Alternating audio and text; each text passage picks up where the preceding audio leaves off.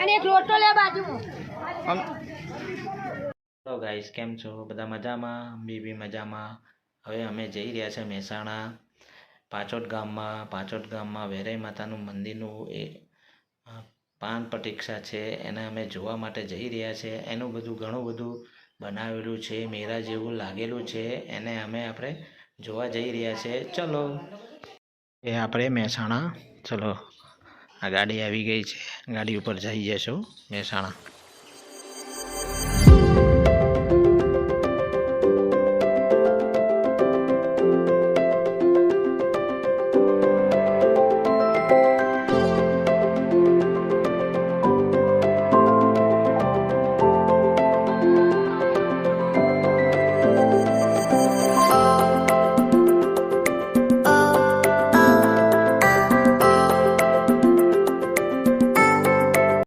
Hello guys, ચલો આ પાછોટ ગામનો ગેટ આવી ગયો છે. આપણે અહીંયાથી આપણે માતાજીના દર્શન કરવા જઈ રહ્યા છે.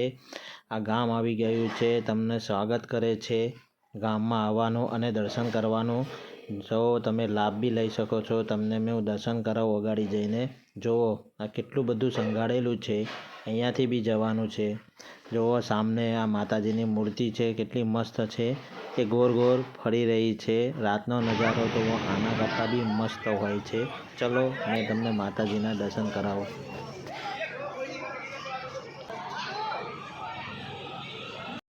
મંદિરે આપણે દર્શન કરવા જઈ રહ્યા છે. આ મંદિરનો રસ્તો છે, આપણે આ મંદિર તરફથી આપણે જઈ રહ્યા છે દર્શન કરવા.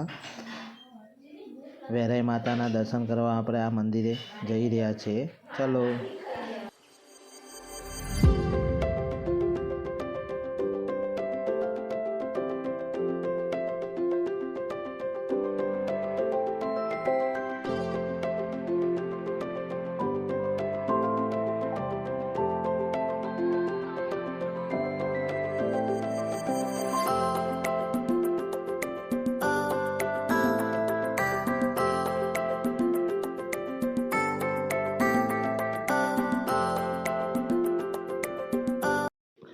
કેટલું મસ્ત સજાવટ કરેલી છે મંદિર તરફ જવા માટે. જુઓ કેટલું મસ્ત બધું સજાવટ કરેલી છે. આવો ચલો મંદિરના દર્શન કરવા.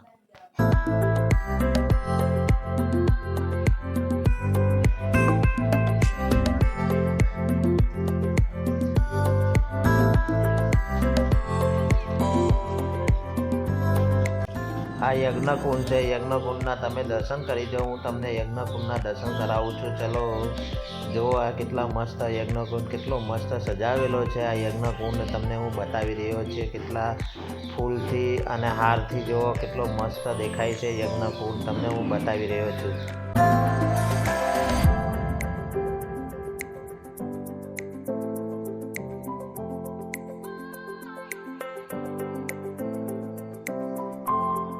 હરાઈ માતાનું મંદિર છે. આ મંદિર તરફ આપણે જઈ રહ્યા છે દર્શન કરવા. ચલો આપણે આ મંદિરના દર્શન કરીએ. બહુ મસ્ત મંદિર બનાવેલું છે. આજે એની પ્રાણ પ્રતીક્ષા હતી, એના આપણે દર્શન કરવા જઈ રહ્યા છે.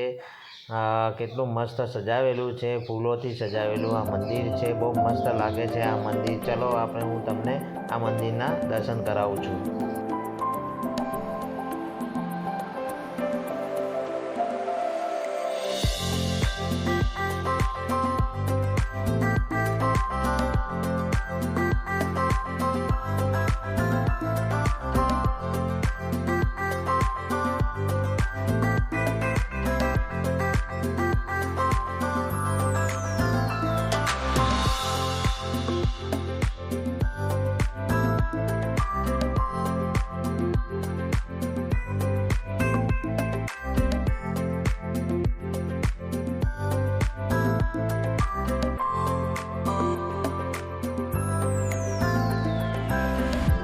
ગાઈસ માતાજીના અંકુર ભરેલા છે. જુઓ કે જાત જાતના અંકુરો બધા ભરેલા છે. તમામ જાતની પ્રસાદીઓ અંદર મૂકેલી છે અંકુરમાં. જુઓ તમે કેટલા મસ્ત સજાવેલું દેખાય છે મંદિર આખું. ને માતાજીના તમે દર્શન કરી લો. તમને આખું મંદિરનું પરિક્રમા કરીને તમને બતાવીશ કેટલું મસ્ત મંદિર છે.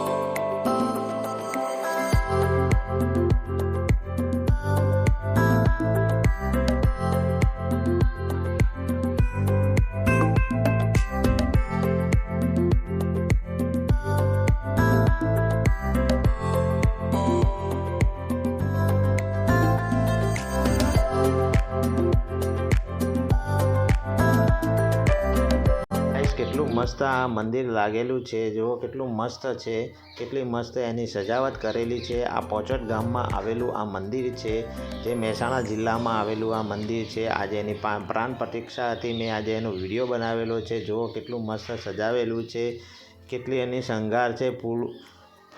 ફૂલોથી આ ભરેલું આ મંદિર છે. આખું મંદિર ફૂલથી ભરેલું આ મંદિર છે. કેટલું મસ્ત લાગે છે, જે હું તમને બતાવી રહ્યો છું.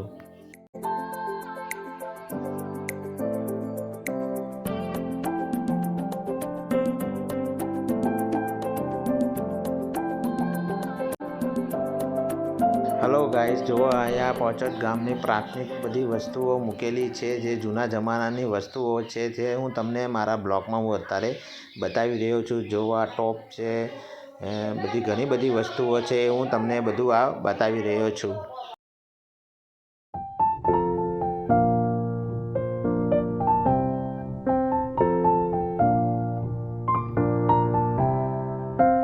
જો ગાઈસ, જૂના જમાનાની આ પેલી કેન્ડલ છે, આ તાજવા છે, આ બધી વસ્તુ છે, આ સિંદૂર છે, બધું અંદર મૂકવા માટે. જુઓ ઘણી બધી વસ્તુઓ આ જૂના જમાનાની છે. જુઓ તમને હું બતાવું છું મારા બ્લોગમાં. સિંદૂર છે બધું અંદર મૂકવા માટે. અને ગાઈસ જુઓ આ જૂના જમાનાના સામગ્રી છે બધી, જે તમને હું મારા બ્લોગમાં હું બતાવી રહ્યો છું. આવો ચલો અગાડી બી ઘણું બધું એવી વસ્તુઓ છે, તે હું તમને મારા બ્લોગમાં હું બતાવીશ.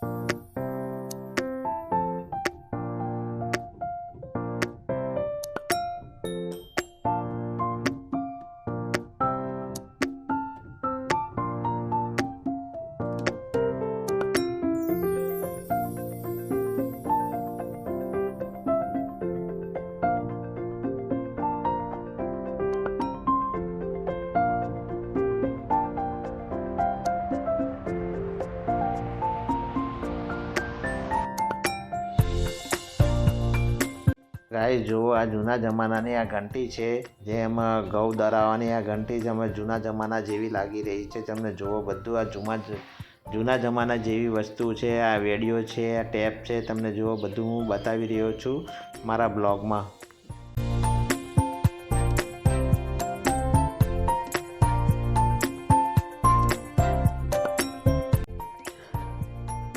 ગાઈસ જુઓ આ જૂના જમાનાનો આ ચબૂતરો છે, જે આવી રીતે બનાવતા હતા ચબૂતરો. આ ઘડી છે, એમાં અંદર પાણી ભરતા હોય કે ઘઉં કે ગમે તે બધું અંદર મૂકતા હતા. જુઓ આ સિંધુ છે, આની અંદર બધું વસ્તુ મૂકવામાં આવતું હતું. જુઓ ગાઈસ આ જુઓ તમને હું બતાવી રહ્યો છું. અહીંયા તમે છાશ હલાવવાની જે જૂના જમાના જેવું લાગે છે રહ્યું છે, તમને હું બતાવી રહ્યો છું. તમામ વસ્તુ બધી જૂના જમાના જેવી વસ્તુઓ છે, જે તમને હું મારા બ્લોગમાં અત્યારે બતાવી રહ્યો છું.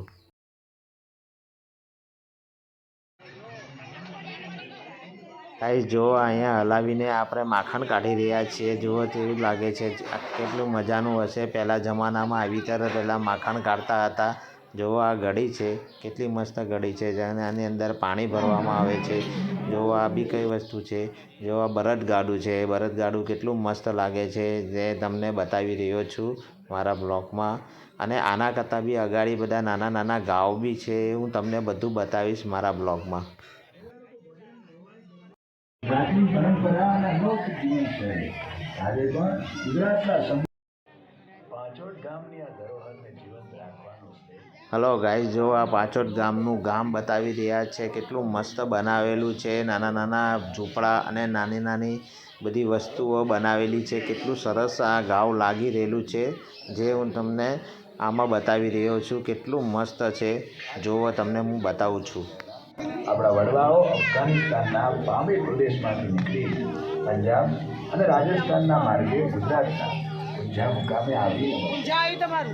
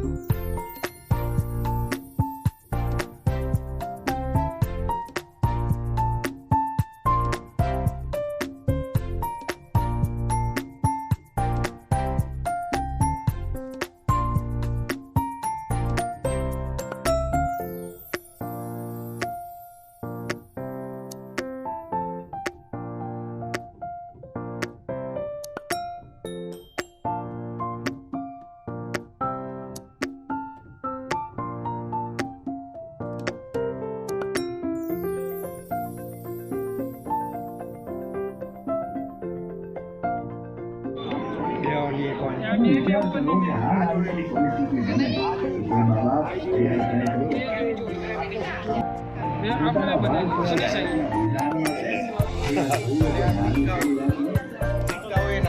ત્યારબાદ સારું મુહૂર્ત જોડાવી પોતાના બાળકને ઓળખાય છે જેના કિનારે હાલ આનંદપુરા ગામ બાળકને લઈ રંગે જણાવીને તો આનંદ ત્યારે વાલચંદ શેઠે પોતાના ઈષ્ટદેવ મણિભદ્ર વીરને કુવાની કાંઠે નજીકના નેડિયા ઉપર જોગણી માતાની દેરી કરાઈ અને તળાવની આઠમની પાડે માં સંવત 1542 શ્રાવણ સુદ ને સાતમને સોમવાર ઉત્તરા માતાની પ્રાણ પ્રતિષ્ઠા કરવામાં સંગ્રામની સીમાએ દૈવીય શક્તિઓથી સુરક્ષિત કરાઈ અને 50 વર્ષ બાદ સંવત 1605 મહાસુદ દસમ અને સોમવાર એના જૈન સમાજે હાલના હિજીવાસમાં ભગવાન શ્રી આદેશ્વર પ્રભુની પ્રાણ પ્રતિષ્ઠા કરી જણાઈ ગયા અને પાંચોટ ગામના કેટલાય કાચા મકાનોનો નાશ જેથી ગામમાંથી ઘણા ખરા પાટીદારો લક્ષ્મીપુરા લાચડી ચાદણકી દેલવાડા સુંદરપુર સુભાષણ દેવું